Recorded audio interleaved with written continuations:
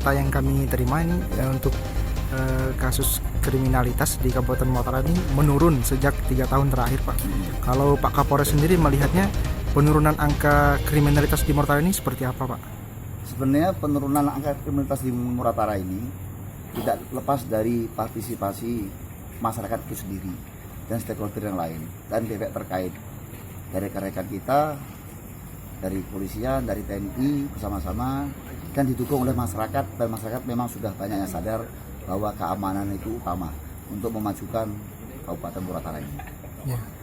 Seperti yang kita ketahui sendiri, Pak, sebelum Kabupaten Mataram ini mekar, daerah ini terkenal dengan daerah yang rawan, Pak ya. Kemudian dengan adanya berdirinya Polres, seberapa signifikan perubahan itu, Pak? Ya alhamdulillah, dengan dibantu masyarakat, kesadaran masyarakat yang tumbuh sendiri bahwa mereka ingin maju dan wilayah Mataram ini sekarang bisa aman. Kedepannya, Pak, untuk Kabupaten Mataram sendiri terkait keamanannya, apa yang akan dilakukan dari kepolisian?